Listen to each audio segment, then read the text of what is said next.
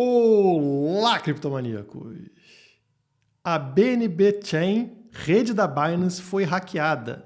Estamos falando do terceiro maior roubo da história das criptomoedas. Praticamente 3 bilhões de reais foram roubados da rede da Binance. Vamos falar um pouco sobre isso. Inclusive, essa caneca aqui, para quem não percebeu, ela tem camadas, né, na blockchain aqui, uma primeira camada do Bitcoin, e na segunda camada aqui aparece justamente, olha aqui, dá para ver aí? Temos a Binance pequenininha ao lado da Solana, que também foi hackeada recentemente. Será que essas redes estão morrendo? Será que elas são realmente descentralizadas? Vamos entender tudo no vídeo de hoje e também falar sobre outros assuntos relacionados.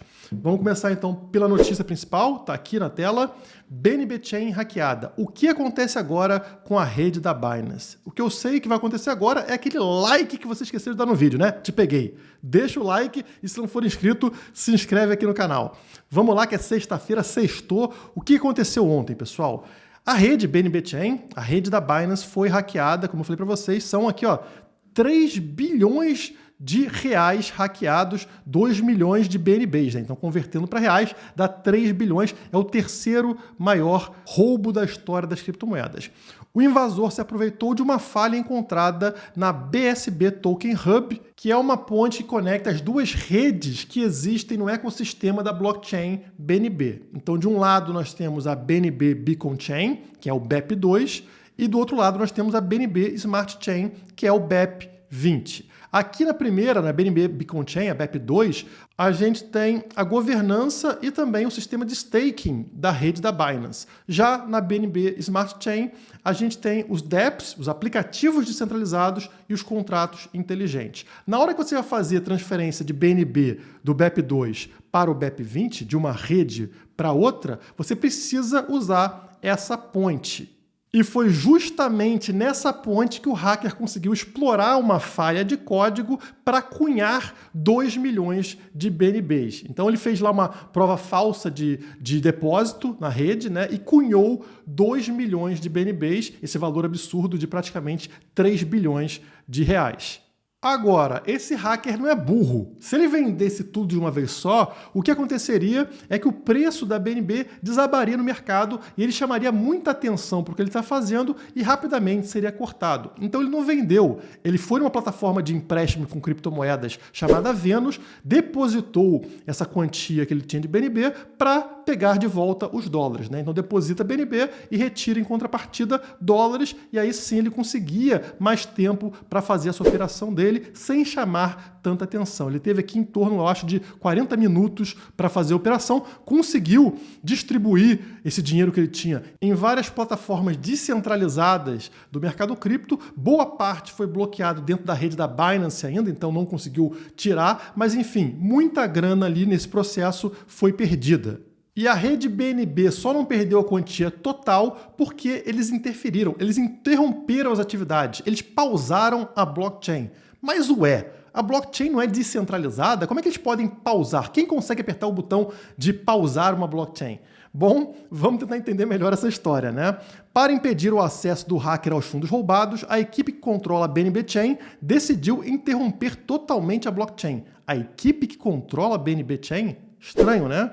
Antes disso, o hacker já havia agido para espalhar para outras redes mais de 570 milhões de reais do montante roubado. Então, daqueles 3 bilhões, no caso, que ele tinha conseguido desviar, 570 milhões foram espalhadas para outras redes e aí fica mais difícil realmente de ser recuperado. E aí a Binance viu que o negócio não pegou bem, porque como é que a blockchain descentralizada foi pausada? E aí vem os próximos passos da BNB Chain, né? Divulgaram quais serão os próximos passos. Após ter tomado a decisão de travar temporariamente a rede, a equipe da BNB Chain se comprometeu a ouvir a comunidade. A Binance disse que vai realizar votações na blockchain para decidir que rumo seguir. O que fazer com os fundos hackeados? Congelar ou não congelar os fundos? Usar o BNB Auto-Burning para cobrir os fundos roubados ou não? Enfim, várias dúvidas surgiram agora, né? O que a Binance vai fazer da vida? Ela não pediu autorização para os usuários da rede para pausar a rede, mas agora quer a opinião dos usuários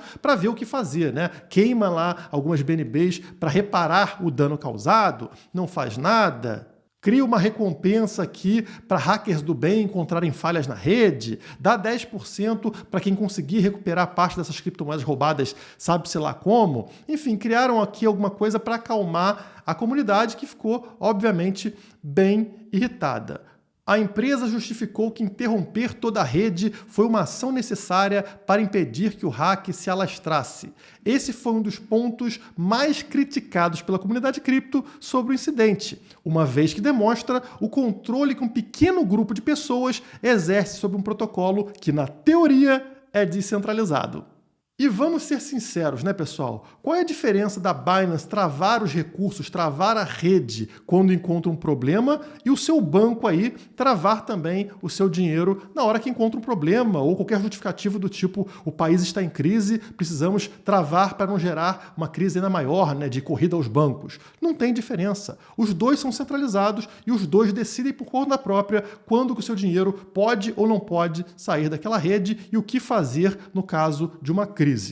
E aí a Binance afirmou o seguinte: as cadeias descentralizadas não foram projetadas para serem interrompidas, admitiu a Binance, né? É óbvio isso. Mas, a justificativa, ao entrar em contato com os validadores da comunidade, um por um, conseguimos impedir que o incidente se espalhasse. Não foi tão fácil, pois o BNB Smart Chain tem 26 validadores ativos no momento e 44 no total. Então são 44 pessoas, tá? Resumindo para vocês, são 44 pessoas que são validadoras da rede. A Binance pode pegar o telefone ali, ou um e-mail, ou mensagem, mandar para esses caras e esses caras entrarem em consenso ali com relação ao que a Binance acha e pronto, travam a rede, fazem o que quiser com a rede, né? E esse é o risco, é centralizado. Eles seguem as ordens lá do CEO da Binance, do cara que manda dentro da Binance, e são poucas pessoas, então é muito mais fácil ter esse contato um a um, como a própria Binance falou, e na verdade isso é um risco muito maior do que o próprio hacker. O hacker, ele vai roubar, você vai lá e corrige o código, dá um jeito. Agora, o risco de centralização você não tem como controlar. Imagine, por exemplo, que o Estado vai para cima da Binance com uma lei onde ela precisa travar a rede ou precisa monitorar alguns usuários ou fazer qualquer outra coisa na rede. Ela consegue fazer isso porque ela tem controle dessa rede. A rede está na mão da Binance. Isso é um risco enorme. Pode, de uma hora para outra, o seu dinheiro sumir ou ser travado por uma lei, por uma canetada estatal. Portanto, não tem a segurança da descentralização. Isso, para mim, é muito mais arriscado do que até um hacker. Fizeram até memes aqui com CAPTCHA, né? Aquelas figurinhas que você clica para validar que você não é um robô. Aqui está a figurinha. Selecione todos os validadores da rede Binance Smart Chain. E todos são o CEO da Binance. Então está aqui, os validadores da rede da Binance são a mesma pessoa que é o CEO da Binance. Realmente é assim que funciona e isso não te dá segurança nenhuma. E não faz muito tempo que a gente viu a mesma coisa acontecendo em outra criptomoeda aí do top 10 do mercado, que é a Solana. O protocolo Solana sofreu um ataque hacker. Então, há pouco tempo, isso aqui em agosto, né? Em agosto, mais um ataque hacker na rede da Solana. Aparentemente, mais de 8 mil carteiras haviam sido atacadas e tiveram seus fundos furtados. Será que essas criptomoedas que não são o Bitcoin realmente são descentralizadas, pessoal? Como vocês podem ver, não. E isso é um problema de segurança, não é um problema somente de descentralização, né, uma coisa assim meio vaga. Não, é um problema sério de segurança. Isso pode levar tanto a rede a ser hackeada, quanto, por exemplo, como eu expliquei para vocês, o governo, um estado chegar e bloquear a rede, roubar a rede, enfim. Isso é um risco muito sério. Por que isso não acontece com o Bitcoin? Entre vários motivos, nós temos aqui os validadores do Bitcoin, os nodes do Bitcoin. Quantos validadores são? Lá na Binance vocês viram que eram 44 validadores. No Bitcoin aqui, ó, nesse momento, são 15.163 validadores espalhados por todo o mundo. Então aqui, 54% a gente nem sabe onde estão, ó, não tem como identificar. E depois, 12% estão nos Estados Unidos, 9% na Alemanha, 2% na França, quase 3%, né? 2,5% na Holanda, Canadá, Finlândia, enfim. Isso gera descentralização e, consequentemente, mais segurança para a rede do Bitcoin, que não passa por esses problemas que a gente vê continuamente em outras criptomoedas. E eu queria que vocês refletissem se essas outras moedas, esses outros projetos não são uma espécie de golpe. Por que eu chamo de golpe? Porque para que serve uma criptomoeda ou um projeto na blockchain centralizado? Isso não é exatamente como uma empresa, como um banco faz, uma empresa trabalha, porque realmente a descentralização ela tem aspectos negativos, como por exemplo a lentidão, né? É muito mais complicado você ter velocidade e escalabilidade dentro de uma blockchain. Se você fizer isso de forma centralizada, como faz um banco, por exemplo, é tudo muito mais rápido, inclusive mudanças na rede, mudanças num protocolo, e não tem nenhum problema. Agora, quando você pega o conceito de criptomoedas, o conceito de blockchain e utiliza de forma centralizada, você está enganando as pessoas. Está falando para as pessoas o seguinte: não, venha para o mundo descentralizado, venha para o mundo da blockchain, seguro, mas na verdade está fazendo a mesma coisa que empresas tradicionais fazem. Isso é ou não é uma fraude? Você está vendendo um sonho que você não pode entregar. E eu entendo porque quase todos os projetos fazem isso, porque eles estão em busca de dinheiro, eles querem enriquecer, como é o intuito de toda empresa. E se eles realmente forem olhar para a descentralização, aquele negócio travado, mais demorado, mais lento para acontecer, eles não vão fazer dinheiro com a mesma velocidade. E como o foco deles é o dinheiro, o que eles fazem? Vamos centralizar a nossa rede e assim a gente consegue escalar, consegue crescer mais rapidamente. É ótimo para eles e péssimo para você, que é o usuário ou o comprador desses tokens. O Bitcoin, por outro lado, não é uma empresa, não tem intuito de lucrar. Portanto, ele não tem foco no curto prazo. Ele tem aquilo que a gente chama de baixa preferência temporal. Ou seja, o foco é no longuíssimo prazo, não importa o que acontece no curto prazo, se o preço desaba, se o preço sobe, se tem muita adoção, pouca adoção, nada disso vai abalar a descentralização do Bitcoin, a segurança da rede do Bitcoin, que é o foco principal. Então, na minha visão, todos esses outros projetos deveriam assumir que eles são centralizados e realmente entregar valor como entregam. Muitos desses projetos entregam valor, mas eles não têm que se passar como realmente cripto ou blockchain, quando na verdade são totalmente centralizados. É claro que na hora que fizerem isso, o valor deles vai voltar para aquilo que realmente vale, ou seja, não vai ter esse hype de estar envolvido no setor cripto, né? Ou usando blockchain para descentralizar. Não, vai valer o que vale, que é muito pouco nesse momento. Então, a maior parte desses projetos usa esse hype da descentralização para ter uma supervalorização, quando na verdade não valem isso tudo. Mas se você está com medo da Binance fechar, ter um grave problema ou do token morrer, fique tranquilo porque não vai acontecer. A gente sabe que justamente por ser centralizado, rapidamente a Binance vai mover as pecinhas, vai fazer a rede voltar a funcionar e o povo vai ficar feliz e contente, mesmo sem perceber tudo isso que eu falei para vocês aqui. Ou seja, vão continuar fingindo que realmente é uma rede descentralizada, coisa e tal, muito boa, e jogo que segue.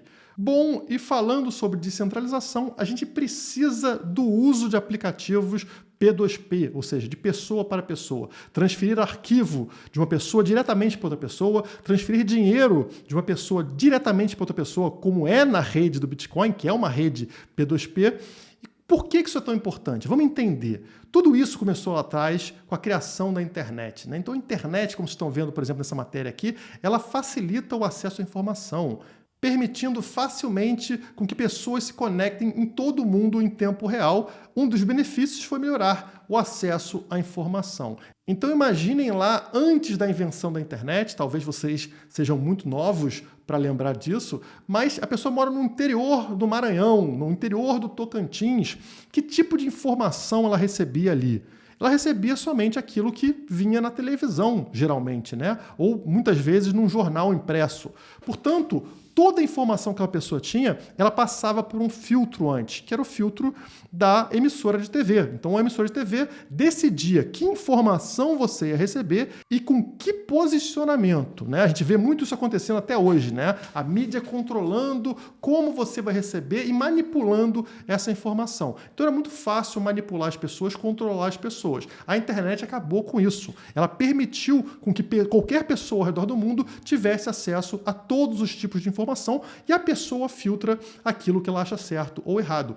Isso é o correto. Ninguém tem que controlar o que você tem na tua cabeça. Isso aqui é a sua cabeça que vai filtrar as informações que você recebe diariamente para chegar a uma conclusão. Agora, será que as pessoas que tinham esse controle da informação vão gostar dessa história? Obviamente que não, né? Já que a mídia é ligada ao Estado, o Estado autoriza a mídia a existir, né? Canais de televisão, por exemplo, dependem de concessão estatal, por sinal, a concessão da Globo venceu agora, né? Mas isso é uma outra história. Então, quer dizer, o Estado dá a concessão para a mídia, são braços, né, interligados ali, e essas pessoas controlam. Então, o Estado controla que tipo de informação você vai receber ou não. Na hora que vem a internet e você não está mais controlado somente pela informação do Estado, você tem outras fontes, isso preocupa muito os políticos e também a própria mídia, que depende de fazer esse papel, né, de intermediário para ter valor para o Estado. E a consequência dessa liberdade que a internet trouxe para a gente é gerar esse ódio em quem tinha o poder anteriormente. Então, desde 2019, a gente está vendo esse tipo de coisa acontecer.